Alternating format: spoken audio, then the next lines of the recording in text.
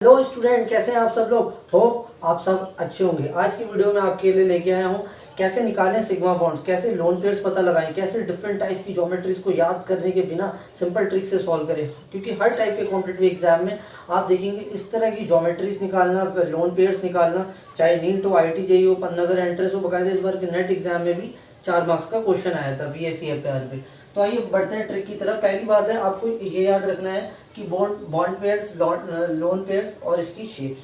अब आपको पता है कि घर पे अगर कोई भी फंक्शन होता है जनरली पहले टाइम में, तो क्या होता था कि जो कोई अगर टीका दे जाता था, या तो 21 रुपए का, जो ये हम पंडित जी को किसी को देते हैं, दक्षिणा कितने देते हैं, 21 से स्टार्ट करते हैं और 51, बस दो आपको नंबर याद रखने, 21 और 51। अब इससे क्या होगा, देखो 21 से स्टार्ट करना है आपको, फिर 22, 21 के बाद क्या आता है 22, फिर ऐसे 31, 32, 41, 42 और 51 में रोक देना। 21 से स्टार्ट करना है, 51 में एंड अप करना है, और फिर उसके अगले अगले नंबर भी आते रहने चाहिए, 22, 32, 42। सीक्वेंस याद हो गया कि किस तरह से ये याद करना है। अब इसका मैं इंपॉर्टेंस बताता हूँ, अभी बताऊंगा एक चीज से कैसे याद रखेंगे इसे। तो पहले आपको पता है वो सेंट्रल आइटम होता है ए, मान लेते हैं उसके अराउंड एक बॉन्ड है, कोई भी मतलब आइटम अटैच है, तो वो बी है, तो इसके बीच में जो डिस्टेंस वो तो आपको पता है बॉन्ड पेयर कहते हैं। और मान लो इसके ऊपर सेंट्रल आइटम के ऊपर लोन पेयर्स हैं, तो बॉन्ड पेयर लोन पेयर्स मिलकर हमें क्या देते हैं, इलेक्ट्रॉन पेयर्स देते हैं। तो यही चीजें हैं, देखो बॉन्ड पेयर लोन पेयर्स मिलकर इलेक्ट्रॉन पेयर देंगे और हमें एक ज्योमेट्री बता देंगे। तो हम इसको भी डिटेल में पढ़ते हैं। और एक वर्ड आपको याद रखना है, बीट्स। सही है, ये बीट्स याद करना है। इसमें से ई ए को तो आप खा जाइए, भूल जाइए, और ये BTS ये याद रखिए। तो देखो बी, पहले बी से होता है बैंड, फिर दूसरे बी से भी बैंड, सही है, फिर ये आता है ट्राइगोनल पिरामिडल, फिर है टी शेप, सही है। तो जो टी वाला शब्द था वो ट्राइगोनल पिरामिडल, फिर टी जो है टी शेप से है, फिर एस जो यहाँ पे रिप्रेजेंट कर रहा है सीसो, स्क्वायर प्लेनर, स्क्वायर पिरामिडल। अब इसमें कभी आपको कंफ्यूजन हो सकती है कि स्क्वायर प्लेनर पिरामिडल, तो आप ये इसको अल्फाबेटिकली याद रख सकते हैं कि पहले एल आता है, फिर उसके बाद वाई सिंबल आता है। और ऐसे अगर टी शेप में भी आप कर लेंगे, सही है। तो ये आपकी ज्योमेट्रीज को एक आपको बस ये सिंपल वे में कैसे भी करके मेमोराइज करना है। और मैंने आपको इसकी ट्रिक बता दी। 21, 51 याद रखना। बॉन्ड पेयर्स लोन पेयर्स क्या होते हैं, उसके मिलने से बनता है इलेक्ट्रॉन पेयर्स, और उसके बाद डिफरेंट ज्योमेट्री के लिए हमें डिफरेंट ट्रिक थी, बीट्स। सही है, बस आपको इतना याद हो गया। अब देखो ये जो इतना चार्ट है तो आप खुद ही बना लोगे, आपको याद करने की भी जरूरत नहीं है इसको। देखो कैसे, पहले तो एक हेडिंग डाल दीजिए, hybridisation, electron pairs, bond pairs, lone pairs और उसकी शेप। सही है। तो देखो अगर पहले स्टार्ट करें, हाइब्रिडेशन किससे स्टार्ट होती है, sp से होती है। sp, अब देखो कोई भी मॉलिक्यूल्स की हाइब्रिडेशन कैसे निकालते हैं, मैंने बोला BeF2। तो BeF2 का मतलब इस सेंट्रल एटम के अराउंड जितने नंबर के सिग्मा बॉन्ड्स होते हैं उनको आप ऐड कर लीजिए, आपकी हाइब्रिडेशन निकल जाएगी। क्या बोला मैंने, दोबारा रिपीट कर रहा हूँ। अगर कोई भी सेंट्रल एटम के जितने सिग्मा बॉन्ड्स होंगे उनको आप ऐड कर लेंगे तो आपकी क्या निकल जाएगी, हाइब्रिडाइजेशन। जैसे आप इसमें देखो BeF2, तो इसमें अगर आप देखें सिग्मा बॉन्ड, एक सिग्मा बॉन्ड ये है और एक सिग्मा बॉन्ड ये है, तो दो सिग्मा बॉन्ड है, तो दो सिग्मा बॉन्ड मतलब sp। सही है। तो जितने सिग्मा बॉन्ड होते हैं सेंट्रल मेटल एटम के अराउंड, वो आपकी देती है हाइब्रिडाइजेशन। तो ये हमारे हाइब्रिडेशन का पता चल गया। इलेक्ट्रॉन पेयर, बॉन्ड पेयर्स मैंने आपको बता दी। अब शुरुआत करते हैं सबसे लोएस्ट नंबर। पहले तो 0 आता है, फिर 1 आता है, पर यहाँ पे स्टार्ट कैसे करते हैं, ज्योमेट्री में 2 से स्टार्ट करते हैं। चलो भैया हम 2 से स्टार्ट किया, फिर बॉन्ड पेयर्स 2, मान लेते हैं लोन पेयर स्टार्टिंग में लोन पेयर 0 है ही नहीं। सही। और ये लोन पेयर्स कैसे निकालते हैं, कितने होने चाहिए, इसकी मैट्रिक, इसके देखो जैसे आप कभी बुक्स में देखोगे उसके आगे इसके एग्जाम्पल्स लिखे होते हैं कि इसका ये होता है, ये होता है, तो वो कई बच्चे उसको याद करते हैं। तो मैं आपको कहूँगा कि आप बस सिर्फ ये वाली टेबल को याद करिए, मतलब याद भी इसको ट्रिक्स की याद कर, इसको मेमोराइज कर लीजिए, और उसके बाद ये आप अपने खुद बना सकते हो। और मैं भी आपको लास्ट में आपको बताऊंगा, कोई भी आप मॉलिक्यूल दे दीजिए, उस मॉलिक्यूल की आप VSEPR आराम से 30 सेकंड में, 1 मिनट में उसको फाइंड आउट कर सकते हैं। तो अभी हम उसके लास्ट में ऐसे बहुत सारे एग्जांपल्स भी करेंगे। पहले हम ये टेबल को फोकस करते हैं। तो देखो मैंने बताया हाइब्रिडेशन कैसे निकालना है, सेंट्रल एटम के अराउंड जितने सिग्मा बॉन्ड्स हैं दैट आर हमारे हाइब्रिडेशन। तो देखो पहले इलेक्ट्रॉन पेयर्स 2 हो गए, बॉन्ड पेयर्स 2 हो गए, लोन पेयर्स तो यहाँ पे कुछ है ही नहीं। फिर शेप की बात करूँ, शेप इसकी हो गई लीनियर। सही है। तो देखो दो, अब देखो sp2, अब हाइब्रिडेशन बड़ी, मतलब जब सेंट्रल एटम के अब कितने हो गए, 3 हो गए, तो 2 के बाद क्या है, 3 बॉन्ड पेयर्स। अब लोन पेयर्स कुछ भी नहीं है, तो इसकी जो शेप आएगी वो ट्राइगोनल प्लेनर आएगी। सही है। तो अगर आपको ये याद है, सही, यहाँ तक ये हो गया, बस एक बार अभी आप यहाँ तक रिवाइज करेंगे आपको समझ आ जाएगा मैं क्या कहना चाह रहा हूँ।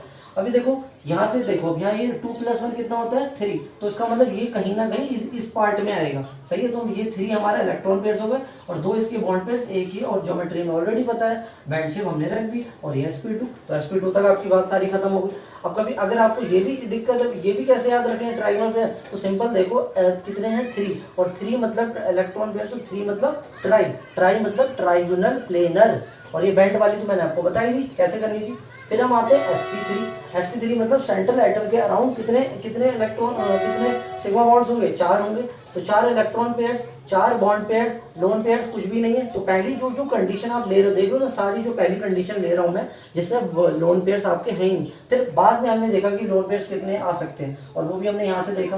तो sp3 में कितना हो गया टेट्राहेड्रल। अब इसको भी अगर नहीं है तो 4 का मतलब क्या होता है टेट्रा, तो टेट्रा मतलब टेट्राहेड्रल, सही। अब हमें ये सब चीजें कुछ नहीं पता, तो भैया इधर आ जाओ। तो भैया 2+2 कितना होता है 4, इसका मतलब ये कहीं ना कहीं इसके अंदर आएगा। तो देखो 4, जब 4 आपके इलेक्ट्रॉन्स पेयर होंगे, जिसमें 2 आपके बॉन्ड पेयर्स होंगे, 2 लोन पेयर्स होंगे, तो आपकी शेप जो होगी वो बैंड आएगी। फिर आप देखिए 3 और 1 मतलब ट्राइगोनल पिरामिडल। तो अगर जब आपके इलेक्ट्रॉन पेयर 4 होंगे, आपकी बॉन्ड पेयर 3 होंगे उसमें, और लोन पेयर 1 होगा, तो आपकी ज्योमेट्री ट्राइगोनल पिरामिडल आएगी। फिर अगले में बढ़ते हैं sp3d, तो इसका मतलब 5 मतलब ट्राइगोनल बाई पिरामिडल। तो अब देखो इसमें भी कंफ्यूजन नहीं होना। 5 मतलब पेंटा होता है, सही है, तो 5 मतलब पेंटा, तो मतलब ट्राइगोनल बाई पिरामिडल, कुछ इससे मिलता जुलता होगा। तो पहली कंडीशन वही कि जब लोन पेयर आपके कुछ भी नहीं है, 0, सही है। उसके बाद अगली कंडीशन में फिर आप इस वाली टेबल पे आ जाओ। तो अब यहाँ देखो ये 3 1 यहाँ तक तो सब हो गए, 3 2 मतलब 5 होता है, और 4 1 प्लस इन दोनों को आपको ऐड करते रहना है, सही है। तब आपके क्या निकल जाएंगे, मैंने आपको बताया ना, बॉन्ड पेयर्स और लोन पेयर्स को ऐड करने से आपके इलेक्ट्रॉन पेयर्स आते हैं। तो हमने देखा 3+2 5 और 4+1 भी होता है 5, तो ये दोनों इसके अंदर आ जाएंगे केसेस। तो 5 अगर टोटल आपके इलेक्ट्रॉन पेयर्स हैं, 4 आपके बॉन्ड पेयर्स हैं, एक लोन पेयर से 600 हो जाएगा। अगर 5 आपके इलेक्ट्रॉन पेयर्स हैं, बॉन्ड पेयर्स आपके 3 हैं, 2 हैं और टी शेप, ये देखो सब दे रखे ना। बस यही टेबल से आपको एक खुद ही फ्रेम हो गई है, कुछ ये वाली टेबल तो आपको याद करनी ही नहीं है, सही। तो मैंने बस आपको जनरलाइज दी कि एक बार इसको फटाक से क्विकली लिख लो, और उसके बाद क्वेश्चन तो धड़ाधड़ हो जाएंगे। अब देखो 5 है 3 2 टी शेप, ये आप याद रखना, 2 3 लीनियर होती है, लीनियर वाला। अब हम बात करते हैं अगली ज्योमेट्री के sp3d2। तो इसमें देखो 6 मतलब 6 इसमें लोन पेयर वही वाली कंडीशन, लोन पेयर कोई नहीं, ऑक्टाहेड्रल ज्योमेट्री। अब फिर इसमें आ जाओ, तो देखो 4+2 6 और 5+1 6, तो ये वाली जो दो केसेस थे, दोनों इसके अंदर आ जाएंगे। 5 1 होगा तो स्क्वायर पिरामिडल, और 4 2 होगा तो स्क्वायर पिरामिडल, और ये मैंने आपको बता ही दिया था, कंफ्यूजन नहीं होना है। जब स्क्वायर पिरामिडल में बस ये याद रखना, पहले एल आता है फिर वाई, तो एल वाले में 4 2 रहेगा और वाई वाले में 5 1 रहेगा। तो ये आपको सारी कितने बॉन्ड पेयर्स होते हैं, कितने इलेक्ट्रॉन्स होते हैं, lone pair, shape, geometry, hybridisation, सारी चीज हो गई। अब मैं आपको क्वेश्चंस के वे में बताता हूँ किस तरह से क्वेश्चंस आते हैं कॉम्पिटिटिव एग्जाम में, और किस तरह से आप उनको सॉल्व कर सकते हैं। लास्ट इस वीडियो के नेक्स्ट पार्ट में और लास्ट पार्ट में, तो देखो अगर आपको हाइब्रिड ऑर्बिटल निकालने आना चाहिए, पहले हाइब्रिड ऑर्बिटल का फॉर्मूला क्या होता है, हाफ W, यहाँ पे Y जो है ये रिप्रेजेंट करता है बैलेंस इलेक्ट्रॉन, वो जो आपका सेंट्रल एटम है उसकी वैलेंस इलेक्ट्रॉन कितने हैं। तो अभी हम क्वेश्चंस करेंगे तो अभी आपको समझ आ जाएगा। और यहाँ पे देखो x क्या है, यहाँ पे मोनोवेलेंट, ये जो फॉर्मूला है सिर्फ एप्लीकेबल है मोनोवेलेंट एटम, जैसे फ्लोरीन, क्लोरीन, हाइड्रोजन जितने हैं, हाइड्रोजन जितने हैं, सी उन्हीं को ही आप काउंट करेंगे। सी यहाँ पे रिप्रेजेंट करता है कैटायन जो नेगेटिव होना चाहिए, ए यहाँ पे रिप्रेजेंट कर रहा है एनायन जो पॉजिटिव होना चाहिए, और लोन पेयर्स निकालना जो बहुत ही इंपॉर्टेंट है, कैसे निकालने थे, hybrid orbital minus bonded atoms. Hybrid orbital निकालना आपको फॉर्मूला बता दिया। बॉन्डेड एटम मतलब कि उस सेंट्रल एटम के अराउंड कितने एटम्स अटैच हैं। तो देखो इससे अभी हम क्वेश्चन करते हैं तो आपको सारी चीजें क्लियर हो जाएंगी। तो देखो पहले मैंने एग्जांपल लेता हूँ CH4 में पहले हाइब्रिड ऑर्बिटल निकालूं तो क्या होगा, half valence electron carbon atom में कितने होते हैं, 4 होते हैं। मोनोवेलेंट कितने हाइड्रोजन अटैच है, 4 है, कोई कैटायन एनायन कुछ भी नहीं है, तो ऐसे ही रहने दिया। हाफ प्लस 8 कितना हो गया, 4 हो गया। तो 4 आपके हाइब्रिड ऑर्बिटल आ गए। आपको लोन पेयर निकाल लेते हैं। लोन पेयर कितने हैं, हाइब्रिड ऑर्बिटल कितने हैं, 4 आए। बॉन्डेड एटम कितने, बॉन्डेड एटम मतलब कितने एटम अटैच हैं उस सेंट्रल एटम के अराउंड। तो इस कार्बन के अराउंड कितने हैं, 4। तो 4 माइनस 4 कितना हो गया, 0। तो इसका मतलब लोन पेयर तो इस कंपाउंड में है ही नहीं। तो अब भैया आपको अब हमें इसकी ज्योमेट्री निकालनी, तो आ जाओ इसमें। 4 भैया 4 इसके होने चाहिए क्या, बॉन्ड पेयर्स होने चाहिए, और लोन पेयर 0। तो ज्योमेट्री हो गई टेट्राहेड्रल, कुछ याद करने की जरूरत नहीं, टेबल से सारी क्लियर। अगली से क्वेश्चन में आ जाओ। PCl5 हाइब्रिड ऑर्बिटल कैसे निकालेंगे, वही हाफ।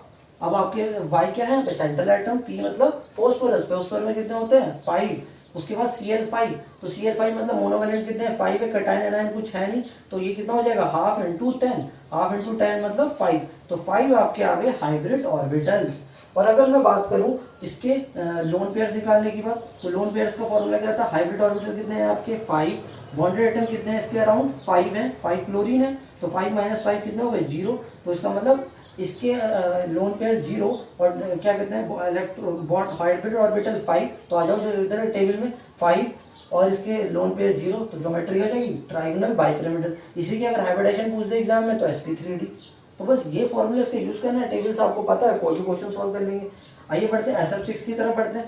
तो SF6 के हाइब्रिड ऑर्बिटल कितने, हाफ, तो सल्फर में कितने होते हैं 6, क्योंकि ऑक्सीजन के नीचे आता है 6 हो गए। अगर मैं बात करूं इसके ये कितने हैं सराउंडिंग एटम 6, तो कितना हो जाएगा हाफ इंटू 12 कितने हो गए 6 हो गए। तो अब इसकी हाइब्रिड ऑर्बिटल आपको 6 पता चल गए। अब मुझे पता लगाने हैं कितने इसमें लोन पेयर्स हैं। तो लोन पेयर्स तो आपको पता है हाइब्रिड ऑर्बिटल 6 आए और इलेक्ट्रॉन्स कितने हैं इसके अराउंड, वो बॉन्डेड एटम्स कितने हैं 6, तो 6 माइनस 6 0 हो गए। तो इसका मतलब ये हो गया कि 6 इसकी क्या होनी चाहिए टोटल बॉन्ड पेयर्स होनी चाहिए। ज्योमेट्री ऑक्टाहेड्रल है, एग्जाम में हाइब्रिडेशन पूछा है sp3d2 बता दिए। तो ये तो कुछ ऐसे बता दिया। मान लो किसी में लोन पेयर्स भी होंगे, जैसे H2 के, H2 का सॉल्व करते हैं है ना, H2 मॉलिक्यूल का सॉल्व करते हैं।